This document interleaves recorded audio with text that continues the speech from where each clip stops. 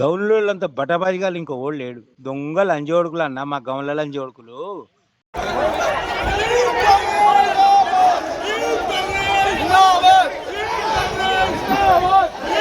తెలంగాణ రాష్ట్ర యూత్ కాంగ్రెస్ అధ్యక్షుడి నోటిదూల ఎల్బీ నగర్లో రచ్చరాజేసింది. ఏకంగా స్టేట్ యూత్ ప్రెసిడెంట్ ఇంటిపై దాడికి దిగారు కాంగ్రెస్ నేతలు. గౌడ్, యాదవ కులాలను కించపర్చేలా యూత్ కాంగ్రెస్ రాష్ట్ర అధ్యక్షుడు శివచరణ్ రెడ్డి చేసిన వ్యాఖ్యలు ఎల్బీ నగర్లో గంటపాటు ట్రాఫిక్ జామ్ అయ్యేలా చేశాయి.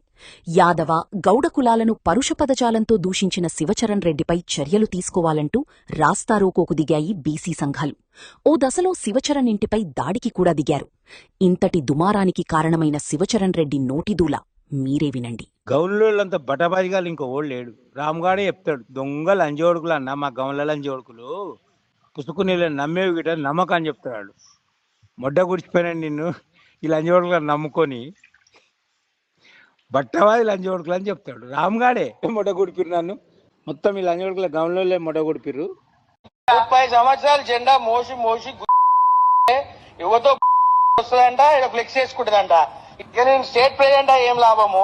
నా ఎంబడి ఓడి తిరగాలి, క్యాడర్ కి ఏం సమాధానం చెప్పుకోవాలి? కిరా టిక్కిడి ప్రభాకర్ రెడ్డి ఫోటో లేకుండా మంత్రాబాద్ డివిజన్ లో నువ్వు కాంగ్రెస్ పార్టీ క్లిక్ చేస్తావు. ఈ మంత్రాబాద్ లో రక్తం, ప్రాణం, జీవితం పెట్టాం. నువ్వు ఎలా అధికారం ఉంటే ఆడ జెండా వస్తా అంటే పోయి ఏదైనా చెప్పుకో, మాకు సంబంధం లేదు. మర్యాద చెప్పుకుంటావా? పిసిసి ప్రెసిడెంట్ చెప్పుకో.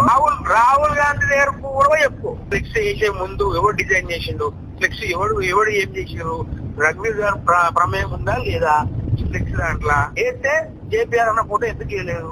మళ్ళా ఫ్లెక్స్ చేయమని మా డాడీ ఫోటో లేకపోతే నా అంతలో నేను పోయి వీడియో పెట్టి నేనే చెప్తా. రామ్ రెడ్డి అన్నటువంటి మంత్రాబాద్ లో నువ్వు కావాలి, నీకు జేపీఆర్ అవసరం లేదా?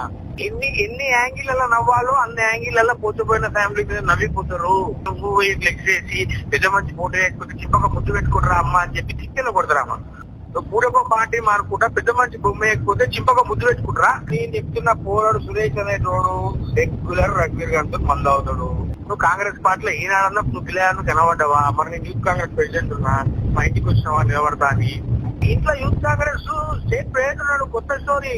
నీకు చిన్నపిల్లలుగా కనబడొచ్చేమో. బయట రాష్ట్రంలో నేను నెంబర్ 3 ముఖ్యమంత్రి పిసిసి. Who are you? నువ్వు పార్టీకి ఏం సర్వీస్ చేసినావు? నువ్వు ఎవరు? నువ్వు టీడీపీలో ఉన్నప్పుడు మా డాడీ కదా నీకు కనవాపు తీసుకొచ్చింది.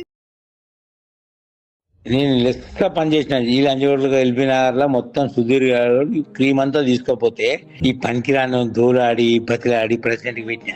ఎవరు రామరెడ్డి గారు లేడు అప్పుడు. రేవంత్ రెడ్డి అన్ను పెట్టుకుని పైసలు ఇస్తారని చెప్పి ఇక అవన్నీ వేరే ఈక్వేషన్. జనాలు ఓట్లు వేస్తారా బాబు నిలబడి అని చెప్తే నన్ను కూర్చోబెట్టి బతిలాడి బామాలి నిలబెట్టి నేను వేస్తలేరన్నా ఎందుకని చెప్తే లేదు పైసలు ఇచ్చినా గెలవాలంటే లాస్ట్ టైమే పైసలు ఇచ్చి చేతులు కాల్చుకున్నా, మళ్ళీ ఇప్పుడు పైసలు ఇచ్చి చేతులు కాల్చుకోవడం. జనాలే ఓట్లు వేస్తలేరు. నేను పెట్టి కాంగ్రెస్ పార్టీకి అదే నేను తప్పు చేస్తున్నదా? బీఆర్ఎస్ ఆఫర్ ఇచ్చినట్టు పోలేదు, పోయినట్టు నేను ఏమవుతుంటి మా కొడుకు మన కాంటాక్ట్ చేయడానికి నాకు న్యాయం జరగదని ఆ ఆక్రోషంతోనే కాంటాక్ట్ చేసి డబ్బులు కలిసి పెట్టి అందరికి మాకు ఇచ్చు. స్టేట్ కాంగ్రెస్ హై లెవెల్ లీడర్లకు అందరికి question mark. IYC payment future ఇప్పుడు టోటల్గా 13 లక్షల చిల్లర చీలిక అయింది కదా. 50 రూపాయలు అయితే కట్టాలి కదా. 50 రూపాయలు కడితే ఎంత అయితే? 7 లక్షల కోట్లకి కడితే ఎంత అవుతుంది? 3.5 కోట్లు. ఐవైసీకే 3.5 కోట్లు. ఈ మెంబర్షిప్ చేయనీకే సేమ్ 50 వేసుకో ఎంత అవుతుంది? ఇవి 3.5. పైసలు ఇస్తేనే కడతాం. పైసలు ఎదలినాం కాబట్టి అక్కడ అంత రెస్పాన్స్. 2.5 లక్షల మెజార్టీ అంటే పిల్లల పథకమా? అంత పల్మూరు వెంకట గారు దెబ్బకి డ్రాప్ అయిన కొడుకు వాడు. మిట్టపల్లి వెంకటేశ్వర దగ్గర నీ అమ్మ నిన్ను ఎట్లా కన్నదిరా? ఉండా కొడుక, వేసిండా కొడుక. ఒక నీ అమ్మమ్మ వయసు ఉంటదిరా, అలాంటి ఆమెను పట్టుకొని ఈ రోజు బోసిండా ముండా అని మాట్లాడతావా?